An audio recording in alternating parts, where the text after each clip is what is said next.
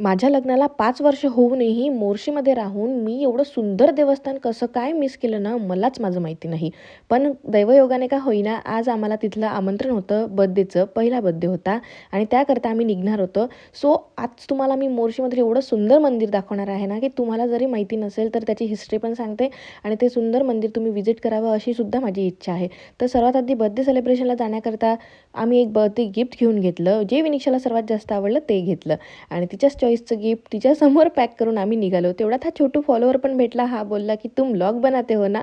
मला खूप आनंद झाला आणि असं समोरून कोणी बोललं ना, खरंच मनातून खूप भरून येतं आणि खूप छान वाटतं, की चला आपली ओळखसुद्धा निर्माण होत आहे. तर हे मंदिर आहे तारामाता संस्थान देवीपुरा मोर्शी. इथे पहिला बर्थडे होता त्याच्यासाठी आम्ही आलो. बर्थडे ग्रीट वगैरे केलं, गिफ्ट वगैरे दिलं आणि त्याच्यानंतर तुम्हाला आता देवीचे दर्शन घडवते. तर इथल्या ज्या तारामाता आहेत ह्या स्वयंभू प्रगट झालेल्या देवी आहे.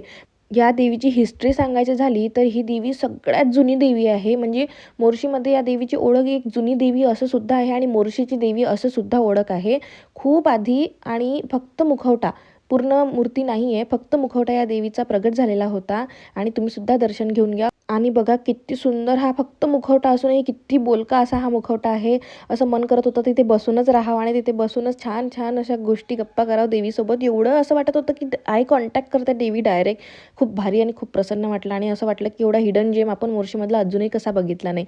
मग तिथे जेवण वगैरे केलं आणि तिथनं रिटर्न निघालो. हा पुरा मी पहिल्यांदा बघितला होता देवीपुरा, त्याच्यामुळे मला एवढं कनेक्शन फील झालं. अचलपूरमध्ये पण सुद्धा 52 पुरे आहे आणि जाताना ही सगळी जी घरं दिसली ना, ही सगळी जुन्या प्रकारे बांधलेली, त्याची दरवाजे जुन्या प्रकारच्या रचना आणि एकदम बस अचलपूर पूर्ण क्लिक झालं. मला खूप जास्त आवडतात अशी घरं. माझं लहानपण अशा घरांच्या सभोवताली अशा घरामध्ये गेलेलं आहे, त्याच्यामुळे मला ह्या सगळ्या गोष्टी खूप आवडतात आणि स्पेशली हे ब्लॅक जे दिसते तुम्हाला, ही जी अरेंजमेंट आहे ही खूप रॉयल्टीचं साईन वाटते. मला खूप जास्त आवडतं. अचलपूरमध्ये 52 पुऱ्यामधले जे जुने पुरे आहे तिथे अजूनही अशा प्रकारची घरं आहे. तर या गोष्टीत आता विलुप्त होत जाणार आहे. मी ओल्ड स्कूल टाईप लवर आहे, त्याच्यामुळे मला असं सगळं खूप खूप आवडतं. निघून येताना हे पी-ओ-पीचे जे पण इथे मूर्त्या वगैरे दिसतात याच्यामध्ये जे मी बहिरमच्या यात्रेत शोधत होती ना, ते सेम शोधलं, पण इथे ते नाही मिळालं. तिथे खूप एक्सपेन्सिव्ह होतं आणि इथे सप्पा होतच नाही.